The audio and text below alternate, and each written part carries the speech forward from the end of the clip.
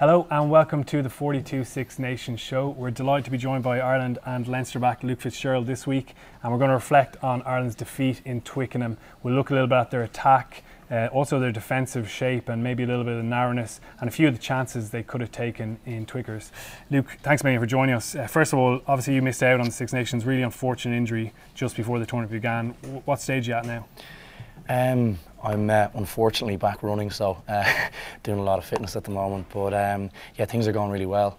It's kind of been a tough 4 or 5 weeks training, looking at the lads, obviously playing in the Six Nations. I was obviously hoping to be involved, so tough from that perspective, but at least things are going well, and there's a lot of rugby left to be played for Leinster as well, so you know, still a lot of motivation for the rest of the year. Okay, it's been frustrating on the outside looking in and seeing how Ireland are getting on. Obviously a draw and 2 defeats so far. They're frustrated on the inside. For you, what are the big things that stand out watching those games at home or in the stands a little bit differently to usually? Yeah, I suppose you're watching as a supporter, so it's kind of hard not to get a bit riled up, I suppose, when things aren't going as well as you'd like. I mean, off the back of the last 2 years, we've been really successful. Obviously, having won the comp twice, and there was a big opportunity coming into this Six Nations. I know when I was there, it was one of the things we talked about is trying to get that third in a row, which would obviously be a first. So. Yeah, I mean, I suppose there's a couple of things that haven't gone their way. I think obviously in the weekend, a couple of those opportunities at the end of the game, I thought that possibly could have changed the complexion of things. And then obviously in the Welsh and the French match, they would have been disappointed probably not to do better in the second halves of those games, considering that we believe, I suppose, in the Irish camp that we're one of the fitter teams in the competition. So that I'd say they'd be pretty disappointed with that. And from my perspective, I suppose I was disappointed for the lads that they didn't do better in first kind of 2 second halves of those 2 games. So I think big opportunity now for the boys now in 2 weeks' time to get back on the horse, I suppose. Yeah, like one of the things probably that stood out, and I think Joe highlighted himself after last weekend, was the fact that they haven't put the ball down as what he had. It's 2 tries in 3 games. There's been loads of near misses, but do you think that's the big issue in fixing the next couple of weeks is getting that ball over the line? I suppose it's always one of the big things, isn't it? I mean, there's only so long I think you can absorb pressure for, and I think if you know, you're absorbing pressure for a long period of time, and then when you go up to the other end of the park and you don't get a score, it can be quite disheartening, I think. And I think that probably showed in the first 2 games, and I think in Twickenham as well, when we had those opportunities. I suppose the wind went out of our sails a little bit once we didn't capitalise on those ones. So yeah, it's really important to get the ball dotted down. Yeah, like there's been a lot of talk that Ireland's attack is maybe a little bit narrow or one-dimensional, a lot of one-out rugby, probably reflecting what they do in the 22 more. But we saw quite a bit of width, especially in the first half against the English. Were you encouraged by that, or do you think it was a little bit shift tactically maybe? Yeah, I mean, I was at the game and I haven't really looked back on it too much, but the bit I saw, that was definitely my impression as well. I'm not sure if it was a change tactically or they just saw opportunities. I mean, there's always licence in Joe's game plan to play what you see, and obviously they saw a couple of opportunities there and tried to take advantage of it. I think it's actually a great place, one of the best places on the pitch to attack, so I think it's, you know, if you can execute well there, you can really get good results. And I mean, they did some good, and they did probably some that they probably will be looking to work on, I think, going into the last 2 games. Like for players, when you maybe are shifting a game plan between a couple of weeks, like say against France, the conditions weren't ideal for running rugby, then you come into Twickenham and you want to go to a kind of wide shape or moving the ball a lot. Is it difficult to switch between those 2 mindsets and actually get those skills bang on, the passing execution, all those things bang on?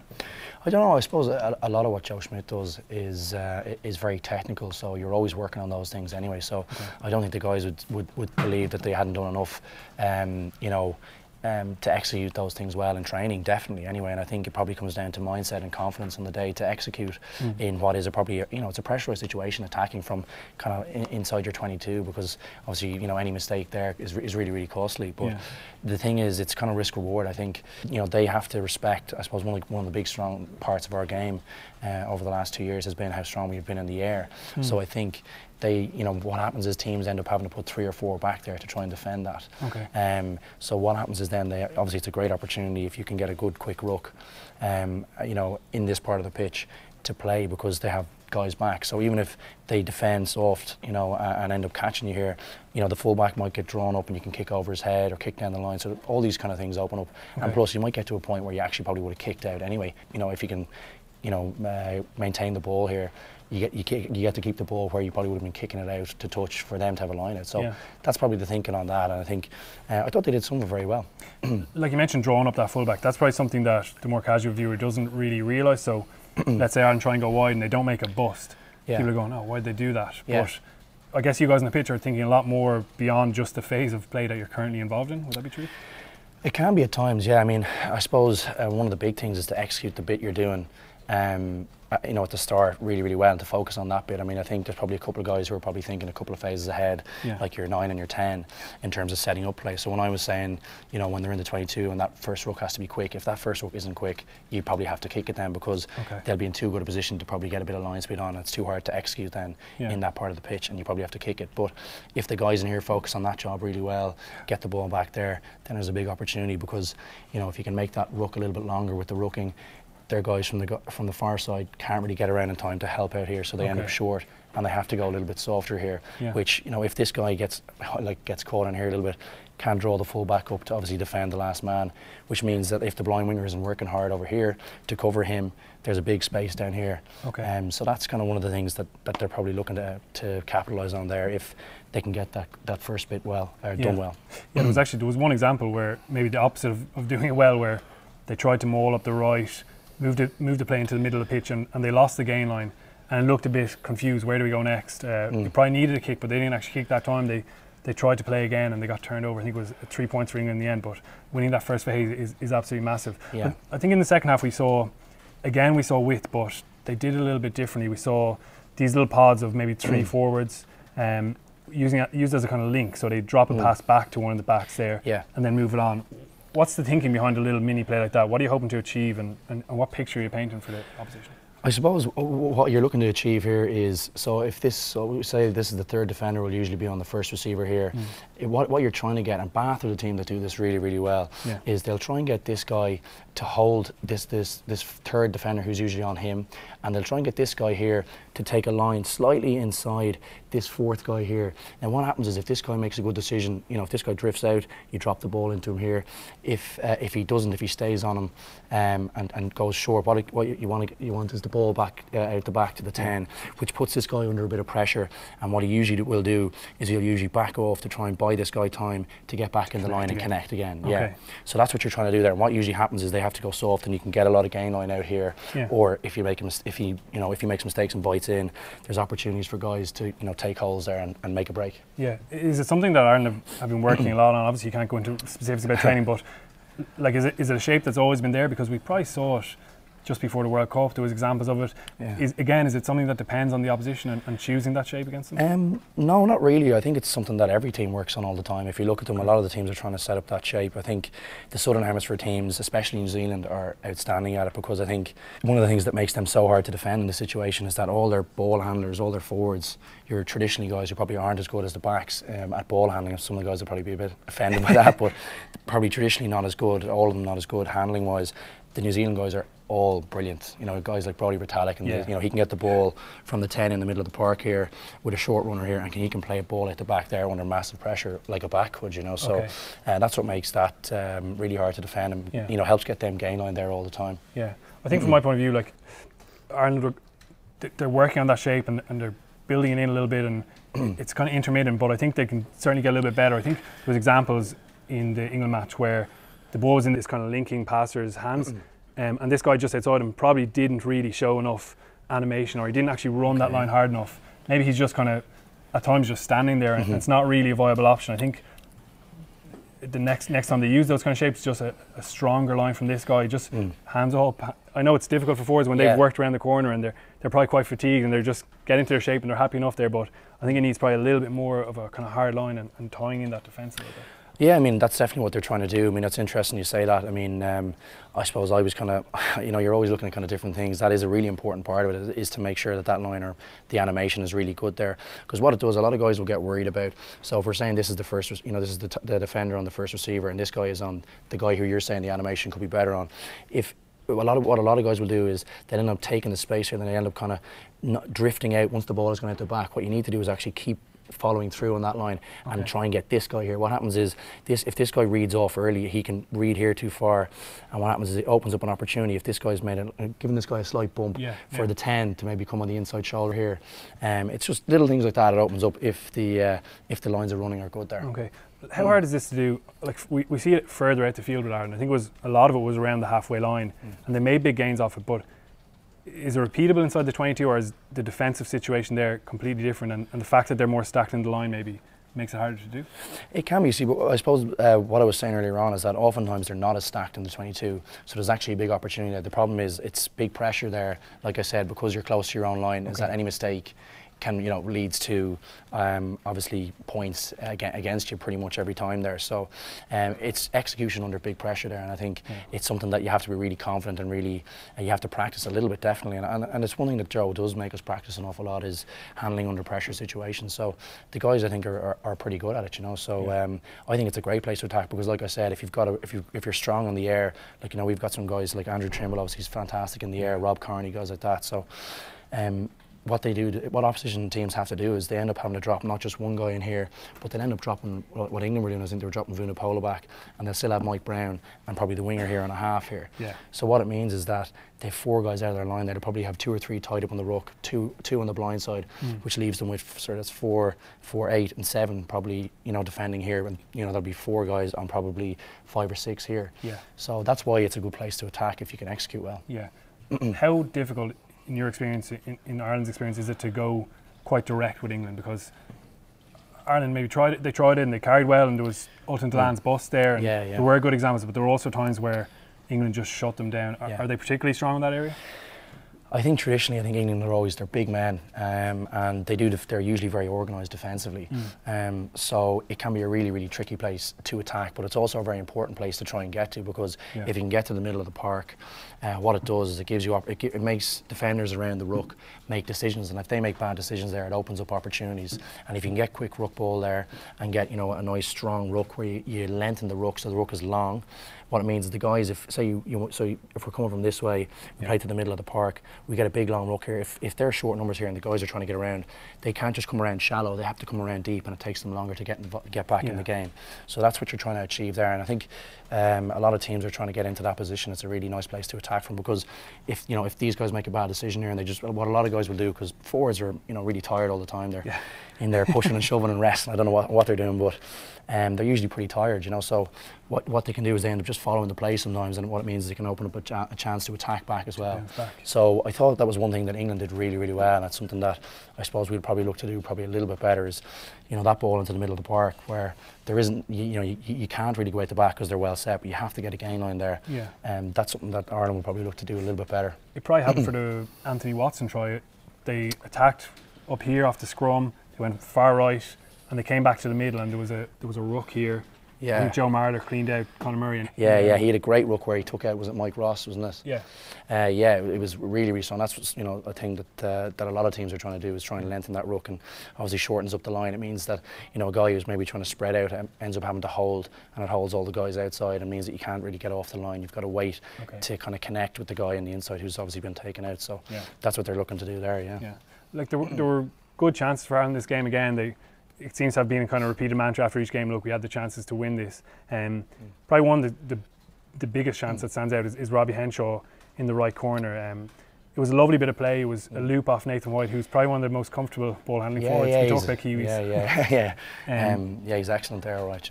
And Johnny goes through and he feeds Robbie Henshaw. Like it's easy to obviously analyse these things from the comfort of your couch and with repeated replays. But as a finisher, what are you thinking in that kind of incident where you're coming down the right and there's a defender covering across from your left? What are your options there, I guess?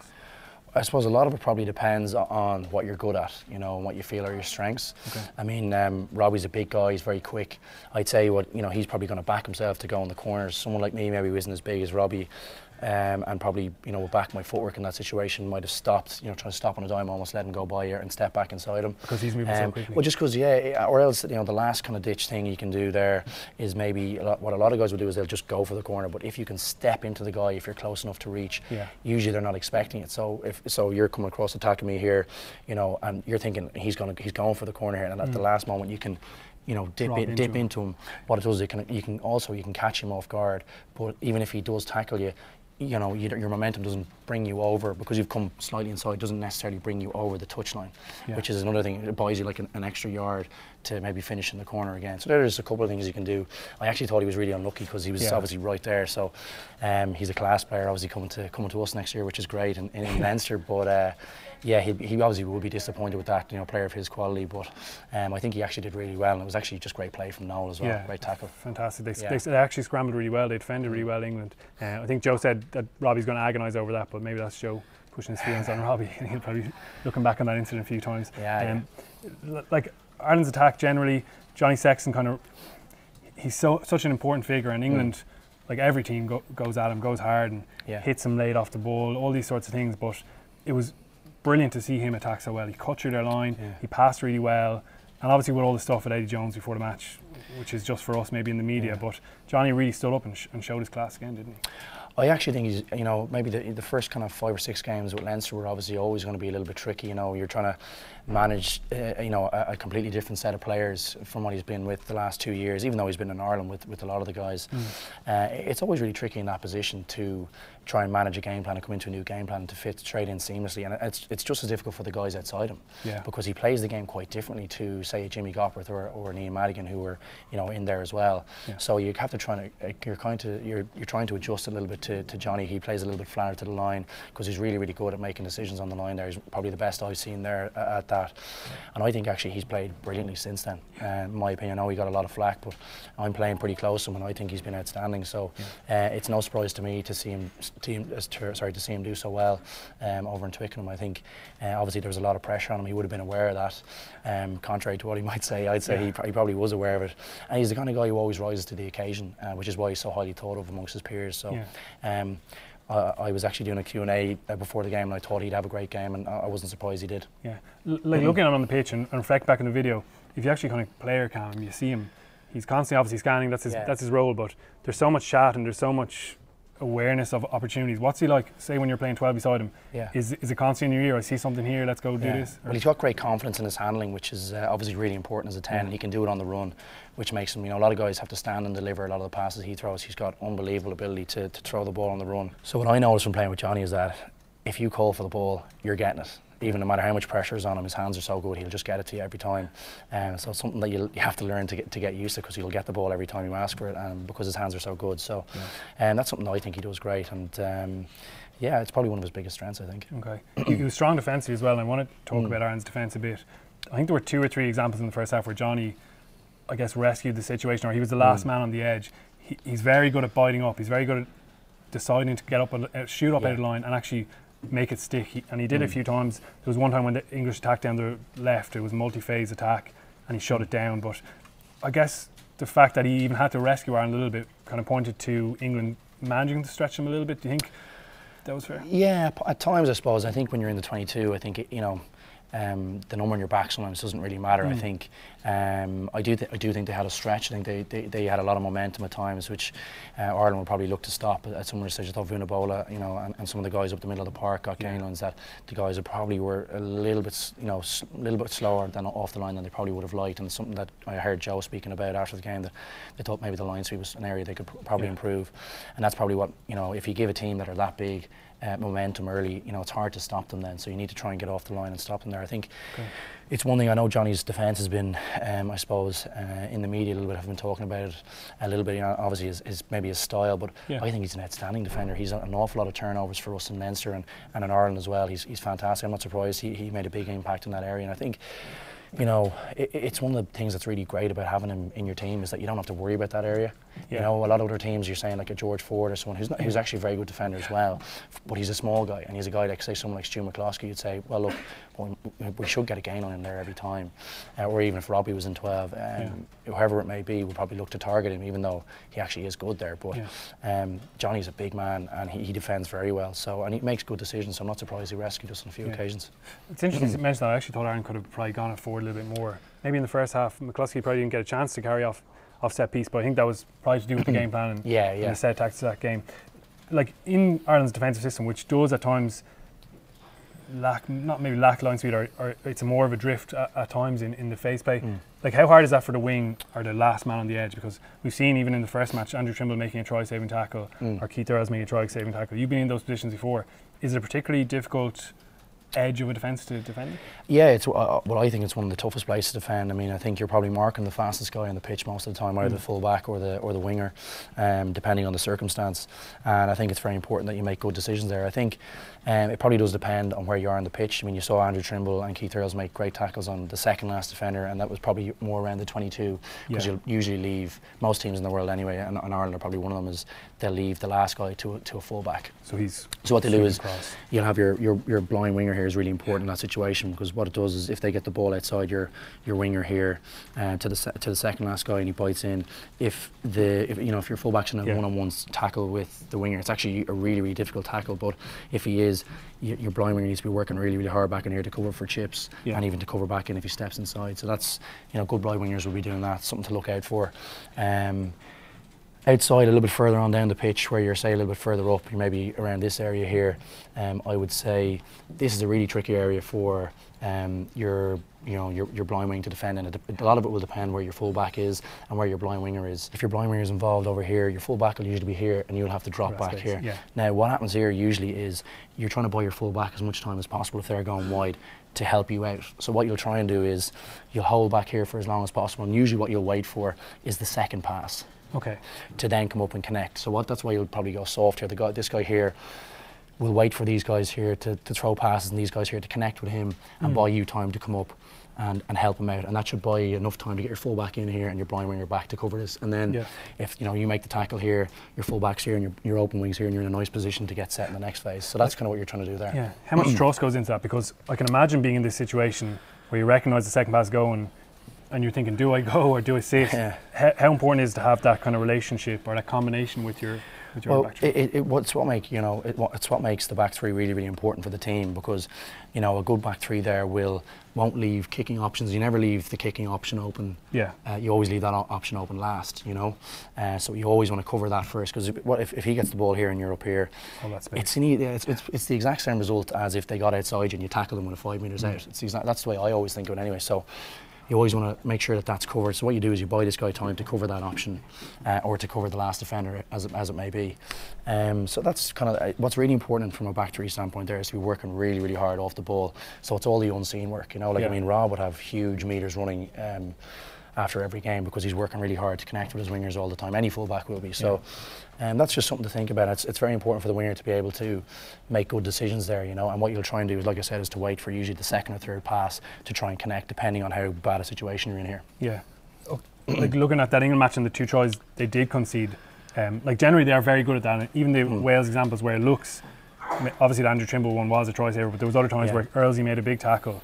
There was someone actually sweeping, or there was that cover behind, but against England, those 2 tries, I guess those guys got sucked in a little bit because of that first phase win that England had. I think that was probably the key point in it, is that, I mean, look, in a midfield scrum, you always have to manage, so you're never trying to make an offensive tackle there, and you're never trying to hit them behind the gain line. So what you're trying to do is manage them, control that, and compete really hard at the ruck and slow it down there. So you want to buy your guys from the front 5 and your back row time to get back in the line. Time to retreat back. Time to retreat back in. So I think it was ended up being maybe Connor and someone else making the tackle in the first phase, and they just got a good gain line there, and they got quick ball. It was one of those ones where guys they tackled them hard, but ended up not being able to kind of compete in the ruck because of the way the tackle fell. So it was just one of those unfortunate ones.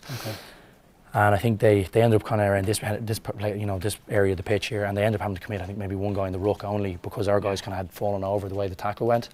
And Ben Youngs did brilliantly, I thought, to just get that ball out of there quickly, change the point of attack. And if you look, it looked like a lot of our guys in the front 5, so our second rows, I think, and our back rowers just couldn't get back in time. It was too hard to get back involved, and then we ended up having to concede again on the second phase ground.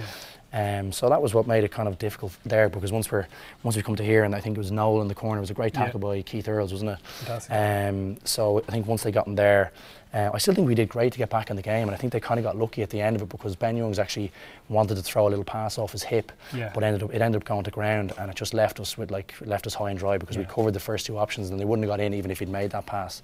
But it went to ground, and it ended up kind of a fortuitous enough bounce into, I think was it Rob Shaw did really well. Rob Shaw, a lovely pass over the top. And Watson finished it off. Yeah. It was lucky, I guess. At the same time, Ireland Well, did. some lovely playing there as well. It wasn't yeah, just all yeah. luck now. Ben Young's part I thought was class. In it, Absolutely, you know? yeah. But I guess when you get into those situations and you're close in your line and maybe you're thinking, God, a try might actually be on here, even for the Mike Brown one where they did spin the ball wide again. What's a player's thought process when it comes to that breakdown or that ruck? Do you sometimes think maybe I should kill the ball here, I need to get my hands on it, or are you just thinking about the defensive system? On my own personal opinion, I know in Ireland we're really big on trying to be very disciplined. I think I would always look depending on the situation in the match. If it was the last play in the game, you know, you might do something cynical. Yeah. If not, if there's 10 minutes left in the match, if you leave us with 14 men on the pitch and they get a try and we're behind, we can do nothing with 14 men on the pitch. I would be more inclined to try and push them like as hard as possible into the corner to make the kick hard and concede the try. Okay. So you're trying and make that last kick. So you get 2 points back there. Yeah. That's I'd be really, really against giving away a yellow card within even 7, 8 minutes left in the game. Okay. Depending on the situation, unless it was really, really last ditch. Yeah. I'd be thinking of always keeping 15 guys on the pitch. I think it's too hard for everyone else to get a result or get another score with 14 men on the pitch. Yeah, you're letting your teammates down. Even beyond a cynical action, maybe though. Yeah. How important is that ability to slow, maybe after that first phase, to have guys, to have forwards, back rows, even centres or wings who can slow the ball? That gives the defence time to get their shape. Yeah. Well, I think you actually saw a bit of that in I think it was Watson. Was it Watson's try? Yeah. Keith Earls did a great job. So he tackled him, but it was a pretty tough tackle, I think. But he got him down. And he ended up getting back involved in the ruck and slowing it down over here, which actually was the reason why we were able to get back in the game here. And I know that's why I said it was kind of fortuitous in the end, because we actually got back in the line and stopped them getting that little ball off Ben Young's hip. It went to ground and it fell into Rob Shaw's hands, who threw a lovely pass over the top. But it did go to ground, so it's not exactly what they planned. And I think that was all because we had guys there competing really hard at that ruck. The real thing that you have to try and, I suppose, decide there if you're going to compete is if you're leaving the line too short. As in, so what you want to hear in this part of the pitch, anywhere usually in your 22, every team in the world is trying to get off the line and put pressure on them and try not let them get 3 passes. If they get 2, he should be getting tackle, man and ball, really, as long as you have the numbers to do it. And that's always what you're trying to do there. That was certainly my impression. Yeah, I think Johnny Sexton shot up. Stu McCloskey was just on his outside. He kind of came half. He didn't fully commit to it, but when one player shoots, you kind of need everyone else to either side to buy in, or. Well, in that part of the pitch, you probably need everyone just coming together. I think it was a pretty tough situation to be in. It was last ditch, but I'd say what they're trying to do there is you're always trying to not let the opposition get 3 passes, and if you can put a huge amount of pressure on, the guy who's getting the South 9 passes to 10 to 12, if 12 should be getting that ball under really, really big pressure, unless he's way, way back. Really, really far back that you can't get to him, which in fairness he did hold his depth very well, so it was a very difficult position to be in. But I suppose to go back to the earlier one, I think the real thing about slowing the ball down is it's the decision that the second guy, so the tackler and the second guy, he has a big decision to make about whether, and he has to compete really, really hard and fight as long as he can to try and slow the ball down. And if he makes a bad decision there, he could leave everyone in the lurch, or doesn't fight hard enough. It's too quick for them for your defence to recover. And you're down a body, dead body in the line.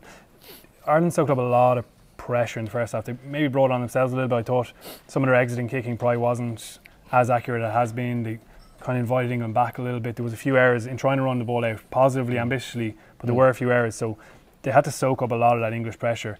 Like the score at half-time was 6-3. It wasn't a huge margin, but taking that amount of kind of attacking dominance against you, how taxing is that on you, both mentally, I guess, in terms of the momentum and in terms of the physicality?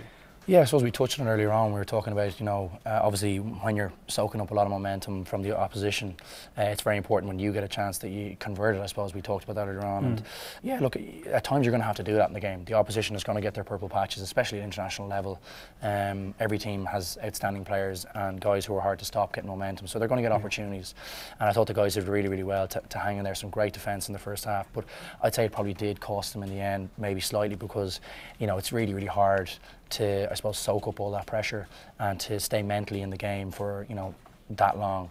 It's the one area you'd really miss a Sean O'Brien or whatever, because he can maybe get a ball and get a gain line for you, or guys like a Jack McGrath or Cian Healy, they're great for that as well. They're the guys you want the ball there, and I think that's somewhere you'd really miss Seanie, I think, because he allows you to want to hang on to the ball or get a gain line where you know, maybe you wouldn't have, which is what I suppose Vunipola does for England. You know, he just gets gain lines where you're saying, geez, like he really, there was lots of guys there that shouldn't have got a gain line there. So I thought that was probably part of it. I thought they had a couple of guys who did, you know, who ran really, really hard and got them over the gain line. And you know, I think we touched on earlier on as well about the defence. If it would maybe a little bit more line speed at times, maybe would have arrested some of the momentum, and we maybe would have been able to get some back. So that's something that obviously Joe talked about. That's something that I'm sure they'll work pretty hard on for the next 2 games. Okay, you talk about getting that gain line. One of the positives was the younger guys who played, and Ultan Dillane came off the bench, made an unbelievable carry through Dylan Hartley and Dan Cole. How exciting is it to see new guys come in, and I guess not a new back in Stuart McCloskey. Depends if you're an old guy. No, it's great to see the guys doing so well, and the bit I've only met Stu a few times in camp, but he's a really nice guy, and it was great to see him go so well. And obviously with Ultan, who just come in, he's a young guy. He's obviously one for the future from the looks of things. He was outstanding when he came on, and Joe said obviously he was, you know, he gave them a real lift from the bench, which is great. You know, so I'm sure he'll probably be involved for the next few. And then obviously Josh, another one of the Leinster young lads coming through. I think he was in the academy. I think at the start of the year. So fantastic to see him get his opportunity and to do so well. I mean, obviously very trying circumstances for a 7 in a game where you're playing against an English pack, which is, you know, outstanding. A lot of big men as well. I thought he did really, really well. So yeah, great to see the young guys do so well. Hopefully you get another few chances next 2 weeks. What do you think the big things that Ireland need to get out of the last 2 games in this championship? Is it a case of continuing doing what they've doing and just be a little bit more accurate, a little bit more clinical with it? I'd say that's probably what Joe will be saying. Yeah, I mean, he's you know, I've obviously been involved in a lot of teams with Joe, and I've huge faith in him. I think he's an outstanding coach, and probably a bit ahead of the game. I know results haven't gone our way so far, but I don't think there's anything we've been doing wrong. I'd say, like he said, there's probably a couple of opportunities that we probably haven't taken in the first few games that we probably let ourselves down a little bit there, and that's probably why we didn't get the results against France and England, and obviously didn't get to finish off Wales. So that's something they'll definitely look to work on, and I'd say they'll probably look to try and hold on to the ball a little bit longer, just so that they're not defending for such long periods, even though I think we're well capable of doing that if we have to. Has been some huge tackle counts. Well, look, hopefully lots more to look forward to in the championship. Thanks very much to Luke for joining us, and thanks everyone at home. Don't forget to subscribe on YouTube, and we'll be back before the Italy game.